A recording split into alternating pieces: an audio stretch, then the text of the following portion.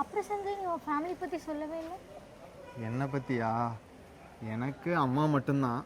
சின்ன வயசுலேயே அப்பாவுக்கு அம்மாவுக்கும் சரி அண்டர்ஸ்டாண்டிங் இல்லையா, அப்பயே பிரிஞ்சுட்டாங்க. அப்புறம் நானும் தனியாக தான் இருந்தோம். எனக்கு அப்பா இல்லாத குறையே தெரியாமல் தான் அம்மா சந்தோஷமாக பார்த்துக்கிட்டாங்க என்ன. இப்போ மாதிரிலாம் முன்னெல்லாம் கலகலன்லாம் இருக்க மாட்டேன், யார்கிட்டையும் பேச மாட்டேன், தனியாகவே தான் இருப்பேன். அப்புறம் என்னோடய ஸ்கூல் வாத்தியார் ஒருத்தர் முரளின்னு, ரொம்ப நல்ல மனுஷன். அப்புறம் என்னை கூப்பிட்டு அட்வைஸ் பண்ணுவார். அவங்க வீட்டில் அவரோட பையனாகவே என்னையுமே பார்ப்பார். நான் பாதி நேரம் அவங்க வீட்டில் தான் இருப்பேன். அப்புறம் அவர் நிறைய எனக்கு அட்வைஸ் பண்ணி அதிலேருந்து கொஞ்சம் வெளியில் வந்து தான் கொஞ்சம் எல்லாத்துக்கூடையும் நல்லா பழக ஆரம்பித்தேன். இப்போது இங்கே உங்கள் கூட இருக்கேன். சாரி சஞ்சய், தெரியாமல் கேட்டுட்டேன். இதில் என்ன பூசு இருக்குது? ஒவ்வொருத்தர் வாழ்க்கையிலும் இது மாதிரி ஒவ்வொரு கதை இருக்க தான் செய்யும். உனக்கு உங்கள் அப்பாவை பிடிச்ச மாதிரி எனக்கு எங்கள் அம்மாவை பிடிக்கும்.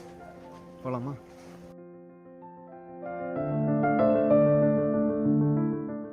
அண்ணா நீங்கள் எப்போ வந்தீங்க? கடையை திறந்து போட்டு 2 பேரும் இங்கே எல்லாமே எங்கடா போனீங்க?